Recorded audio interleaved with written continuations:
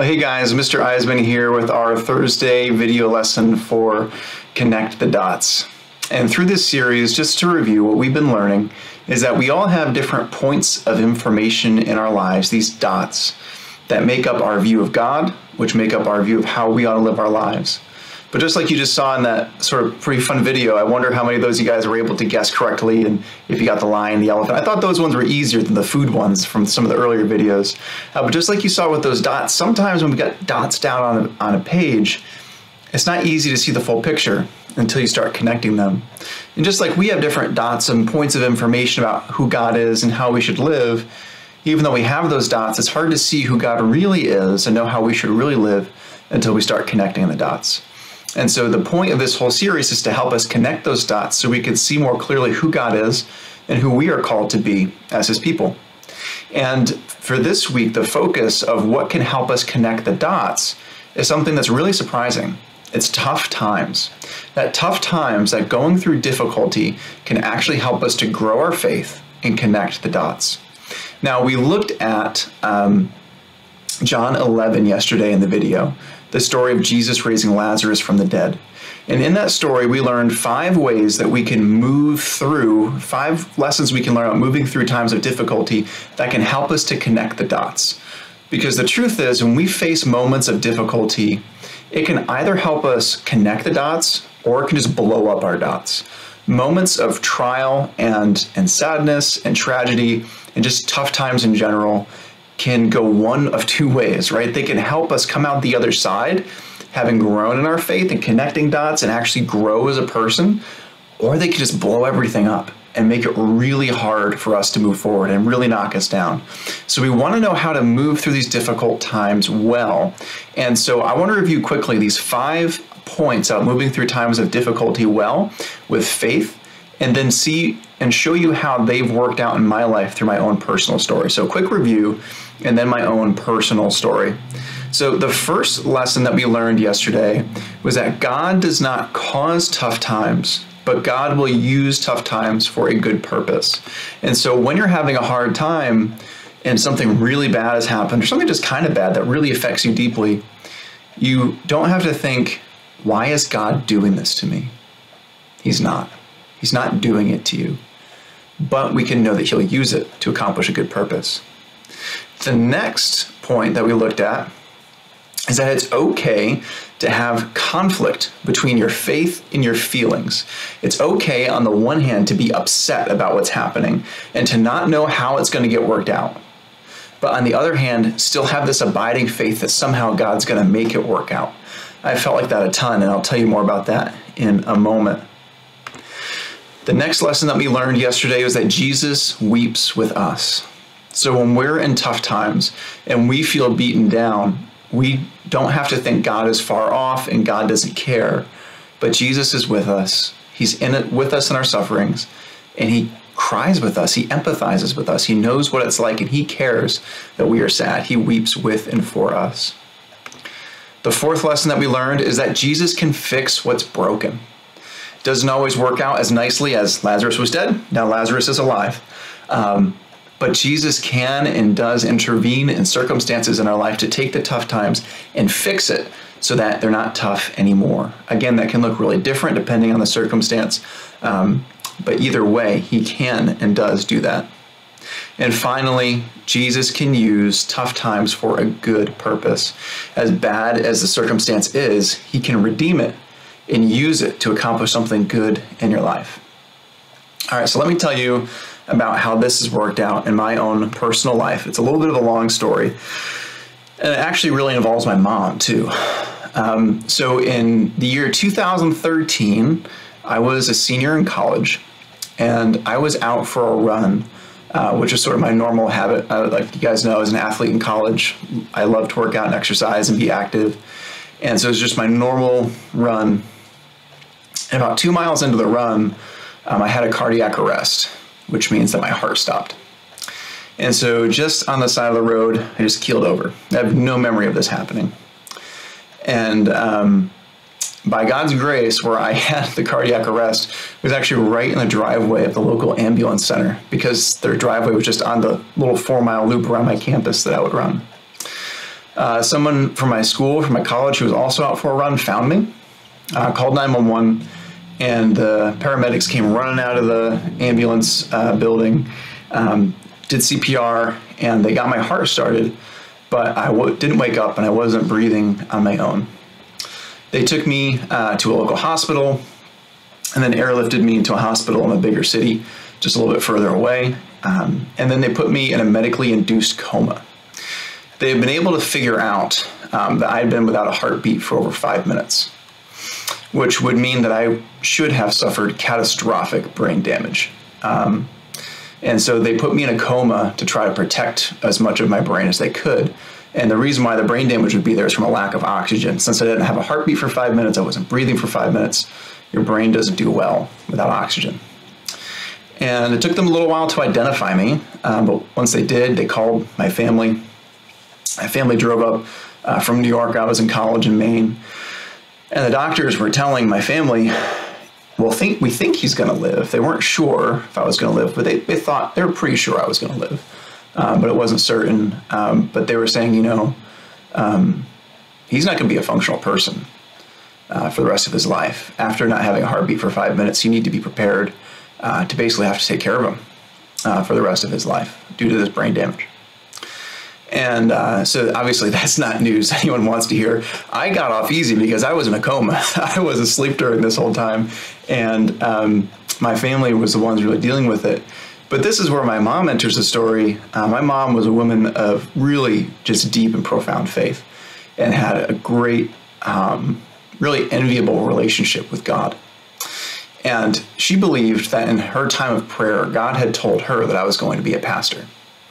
And I believed I was called to be a pastor too. But she really, really believed this about me and about my life. And so when everyone in the hospital was kind of distraught and not knowing, what was going to happen, and obviously there's a chance I wasn't going to make it, and even if I did, what would I, would I be a functional person? My mom was telling everyone, it's going to be okay.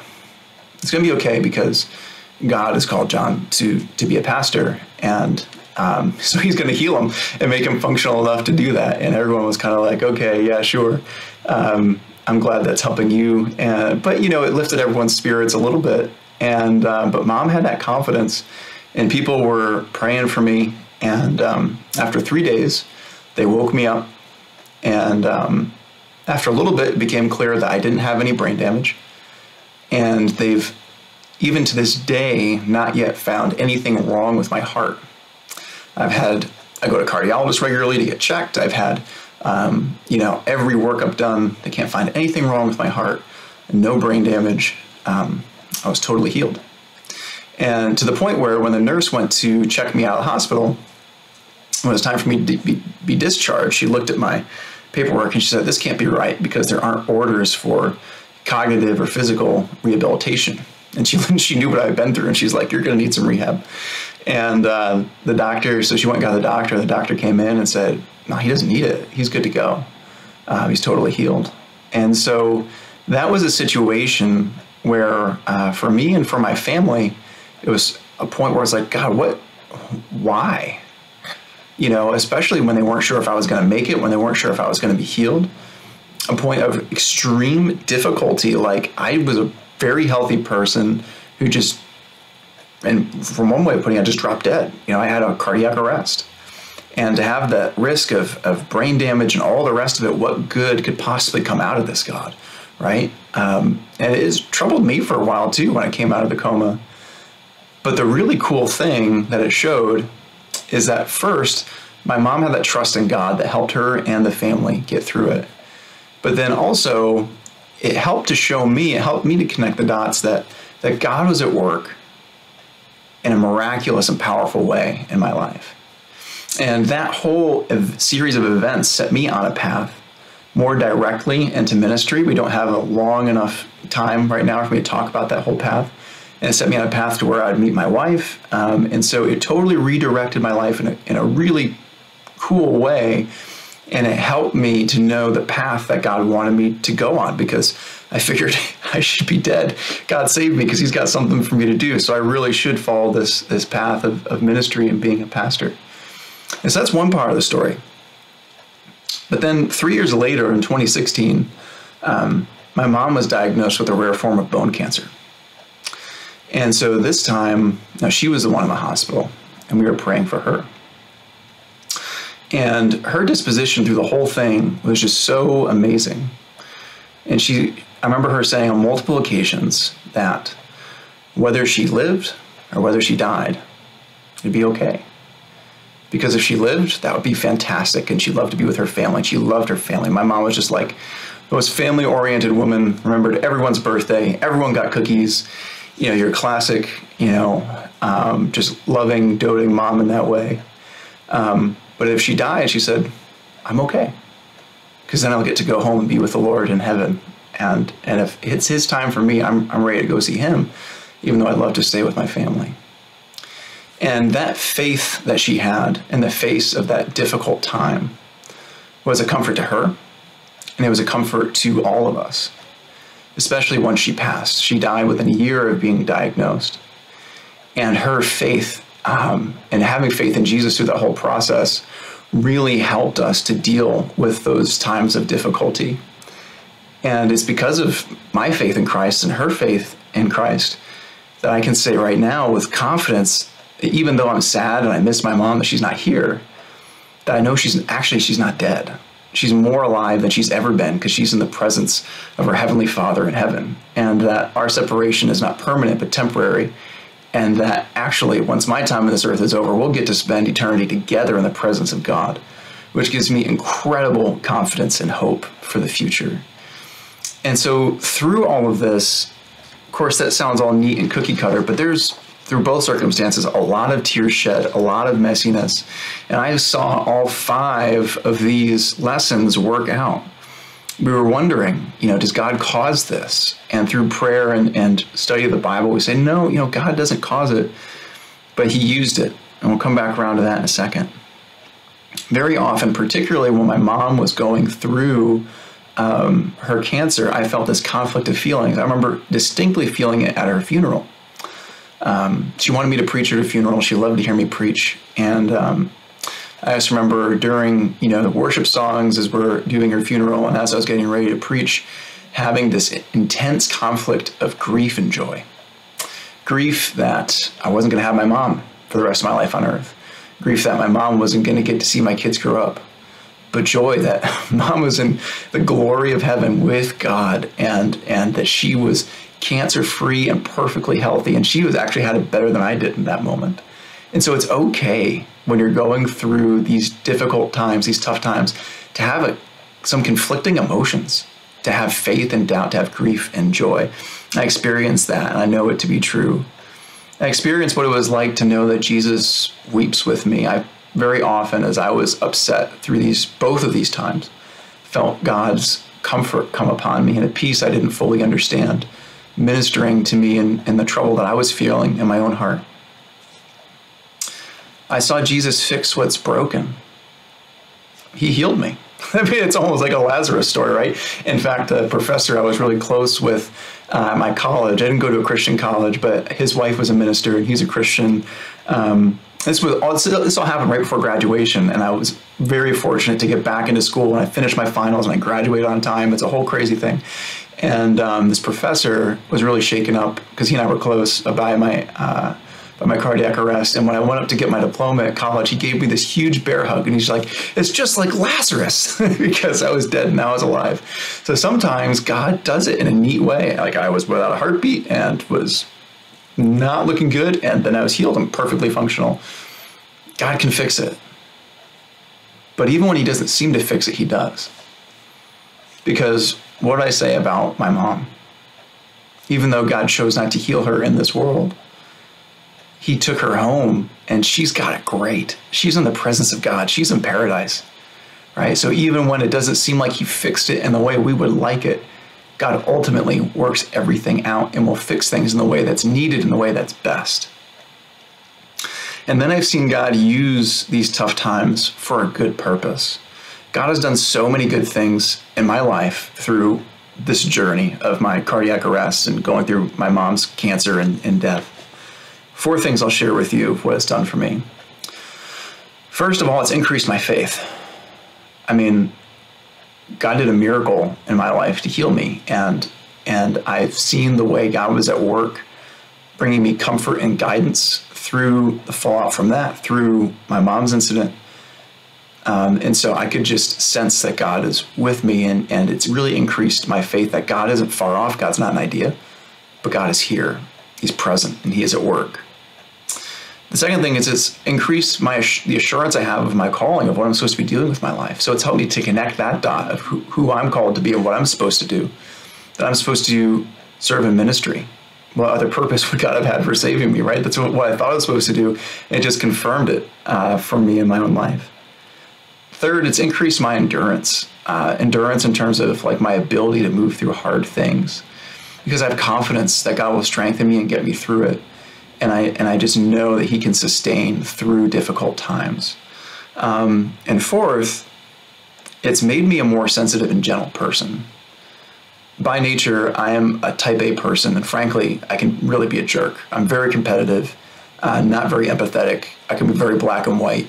But experiencing my own near-death experience, going through the passing of my mom and all of that's brought with it, has really helped to bring about good fruit in my life, of helped me empathize with people more. It's taken some of my rough edge off, and it's made me a better person. It's made me a better husband and dad. It's made me a way better pastor as I minister to people who are going through grief and loss. So those are 4 ways that God has used difficult times to help me in my faith, to help me as a person, to help me connect the dots. It helped me to connect the dots and see that God is real. God's not an idea, that God is present. He's not far off, that God really can strengthen you, and that God really can take my own near-death experience and the passing of my mom, who would have thought that those could be good things, and use them to bring about good fruit in my own life. And so these are just part of my own story. There are more things I could share, but just 2 of the bigger stories from my life of how God has been faithful and how we can trust him when we move through difficult times, and how he really can use tough times to accomplish good purposes in our life. So at this point, here's what I'd like to do, teachers. I'll put up the last slide in a second, and you can use that as you will. There's a song I would recommend you guys listen to if you have time, and if you have the ability, you can pull it off YouTube. I sent the link to your teachers in the email with this video link. It's called Scars by a group called I Am They. And basically the idea of the video is they're saying that they're thankful for their scars. You know, they're speaking metaphorically about these scars. They're using the imagery, not literal scars, but scars like you pick up from losing someone or from going through a tough time. They're thankful for the scars, the difficult times they've gone through, because they've shown them who God is, and that they've seen God's faithfulness and his goodness and his power in their life as he's brought them through times of difficulty. It's a beautiful song. It's a song that's brought me a lot of comfort. And so I recommend listening to that. It's powerful. And again, that's just the general message, that we can be thankful even when tough times come, because God can use them in such powerful ways. And then finally, I've got 2 questions that you could consider discussing together. Again, teachers, do what you think is best for your group, but just 2 questions that I think could be helpful is, what is one thing you've learned about dealing with tough times that you think can be helpful to you? So some of those, from maybe those 5 lessons that I shared, which one really stuck out to you? God doesn't cause bad things, but we use it. It's okay to have conflict between your faith and your feelings. Jesus weeps with us. God can fix what's broken. And again, God can use tough times for good purpose. Or just something else that you learned throughout this week. What's one thing? Just narrow it down to one that had a big impact on you that you think can really help you with something you're going through now, or maybe you're going to hold on to and stick in your cap to use later. And the second question you could consider is, what are some ways that God has already helped you through tough times and use them for good purposes in your life? Again, these are just ideas. Teachers, you go ahead and facilitate conversation however you'd like. Use the video if that's helpful for you. And thank you guys for letting me share with you. And I pray that this video has been a blessing to you, and that you've been encouraged that God can use tough times in your life to help you grow in your faith, become the person God's made you to be, and connect the dots. So thank you guys. I'm going to put up this last slide to end the video. God bless you, and we'll see you all later.